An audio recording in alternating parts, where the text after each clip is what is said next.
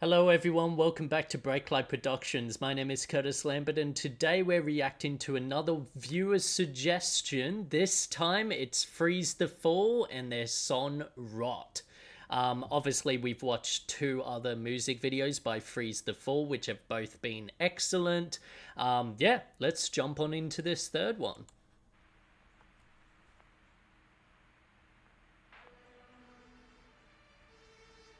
Interesting, bit of like, it seemed like off shutter speed then. Or maybe like up to frame rate.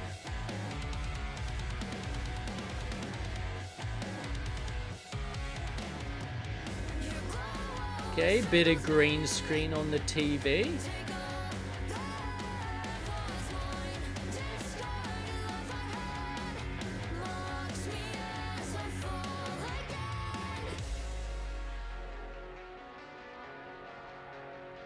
Interesting black and white. Ooh, that's a nice bit of color. Mostly side lighting on the band. We can see, well, yeah, the light's right there. There's a bit of front light as well that seems to be orange because that's mostly the blue coming from the side there, but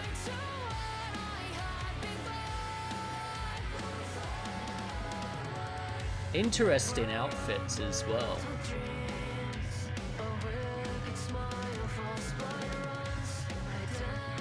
Bit of slow-mo.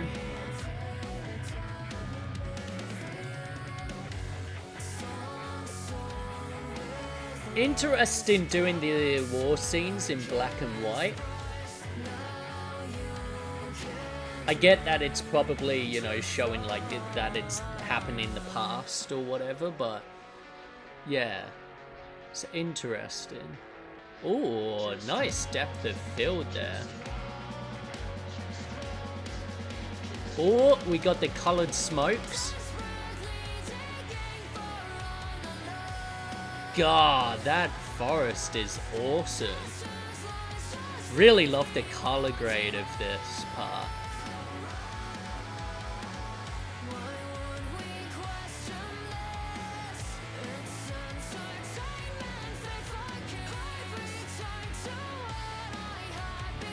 Interesting slow-mo there. It was sort of like at a slower shutter speed so that it gave it that sort of stilted vibe, which I feel added to the shot definitely. Ah, hell yeah. Nice.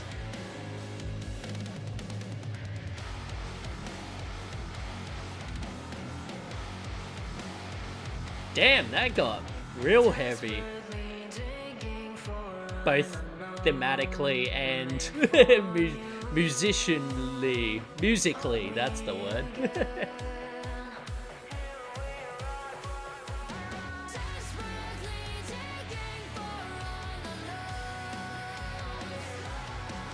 Yeah, the color in this outdoor bit is so cool.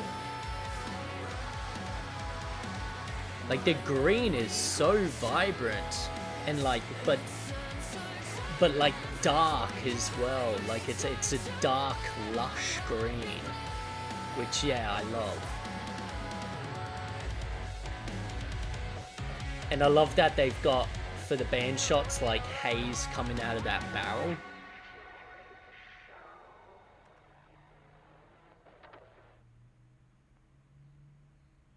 Cool. Oh, that makeup is great. Hell yeah. That was awesome. All right, let's jump into breaking it down. Um Now, what to start with? First off, like pretty much all of the TV stuff is green screened over the top of it. You could sort of tell just by if you look at the edges around the sides, it sort of doesn't always like there's a shot here where it's sort of zoom in and it doesn't always perfectly line up and there's a bit of like blur around the border as well. Look, that it's the easy solution. And so I definitely don't hold that, even though it's not like perfect. It's not something that should be seen as like, oh, that's bad or cheap or whatever. It's just the alternative to this, which, I've done it both ways.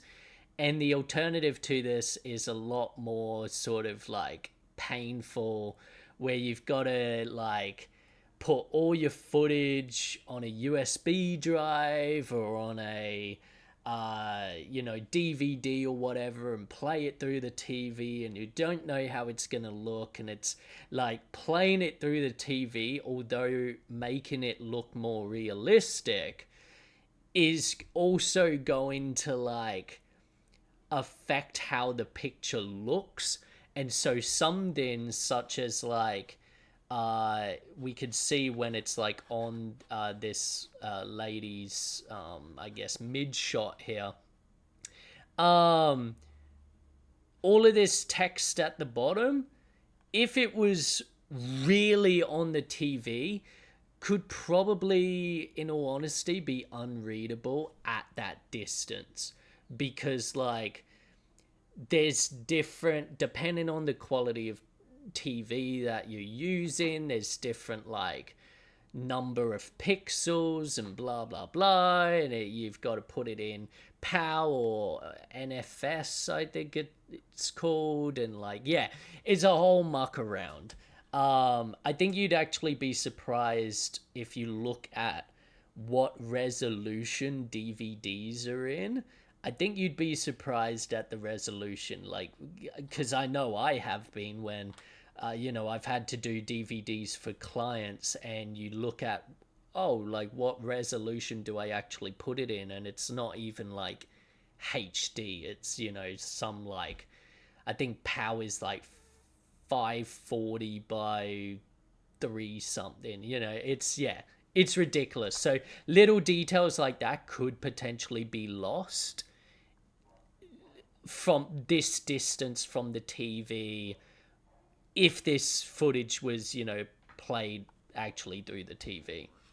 So yeah, green screening it on top, lot more control, lot easier to manage, and you're also not having to hit like fast forward and backwards and all of that on the TV as well. Let's talk about the first band shots. So we've got orange front light, and we can see that it gives the vocalist, pretty much gives, I feel like all of them, I'm just gonna have a quick flick through, but pretty much gives them, yeah.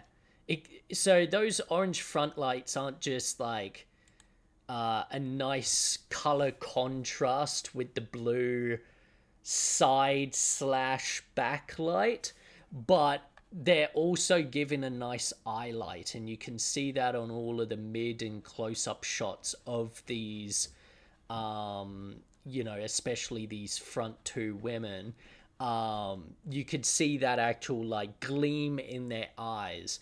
And as we've spoken about on this channel before, that's very important if you want to like, if you want your audience to think that someone's alive. Like it shows, it literally is like the life in their eyes. A great example of what you can do if you take away that eye light is, and it's sort of led to a lot of fan theories, but there's this whole fan theory with John Carpenter's The Thing movie that basically like all of the characters that become the Thing have no highlights. Like you'll suddenly see that all of their eyes are just like dead. There's no gleam in them, no nothing. Now it's potentially that just the technology at the time or shooting at the time and blah blah blah, they just didn't get the highlight, and that is what it is. But it's a really cool fan theory because it does actually for most of the scenes work out that way. And so yeah, like it's an interesting way of looking at it. So if you want something to feel alive, feel like energy and all of that, put an eye light there. If you want them to feel dead or creepy or whatever, remove that eye light. So really useful. And then like I said, we've got sort of a blue side light, which we do see in a couple of shots. But then there's also points where the angle the camera is shooting from turns that blue or cyan light into a backlight. Because again, and this is where things can get confusing, a backlight doesn't just have to be like, it's not just something that, oh, it's behind the subject. Being behind the subject is like relative to where the camera is. So if you're side on with your, let's say, getting a profile shot of your talent, if the light's here, even though it's lighting the side of their face, it's still a backlight because it's behind the subject in relativity to where the camera is. So, yeah, that's one way of one important distinction, I guess, with lighting. I adore these outdoor shots. Like the green of this color grade is so fucking. Now, people will probably be saying, dude, that type of forest, that type of like mossy grass, that looks that green.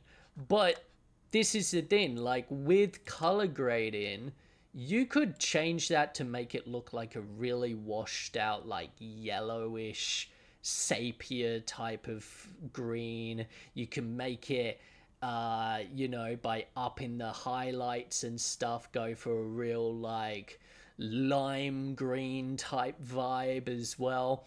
But I love this sort of lush, darker green.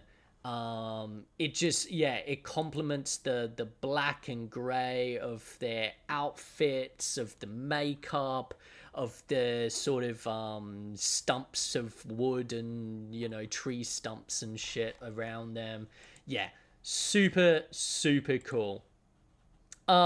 We also see, and we saw this in the Kilms music video, some multicolor smoke grenades. Again, super awesome thing to have, like, in your back pocket if you need something to just spice up a music video or a photo shoot. They make a great tool. You can find them on eBay and stuff. Like, they're reasonably priced. I also love the fact that because everything's so lush green and everything, we don't just have soldiers in your stereotypical green camo. They really stand out with the blue and the pink. And yeah, it just really separates them from the background, because even if, like, I guess, you know, it doesn't make heaps of sense why you would wear bright pink camouflage. It's one of those things where this is a music video. We can do whatever we want, but we also, because of rapid fire cuts and action and all of this, we need people to very quickly be able to tell what's going on without any dialogue, without any sound effects. And this does a great job of that. Obviously, also really cool that they bring in a bit of smoke with the barrels as well. Really like that. What else have we got? Yeah, there's some really like the depth of field on some shots is just incredible. Like, they've gone really like telephoto with some of these shots where just that whole background is just out of focus. Even like things that are like, I'm looking at the guy laying on the grass here, and like background's a blur, foreground is a blur. He's the sole thing that's in focus, and that's really cool. Yeah, like I do love a good you know telephoto, like playing with the focus and all of that. Like, yeah, really cool. um Action, editing and all of that, super cool. We had some like little effects thrown in, glitches and the like. Again, not overplayed, didn't outstay their welcome, but effective because they often, worked with the song and the key sort of beat changes and stuff, with the overall piece.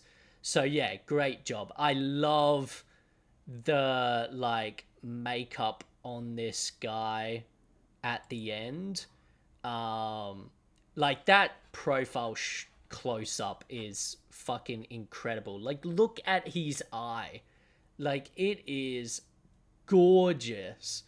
And like the depth of field, like everything behind him is just out of focus and all this mud caked on him.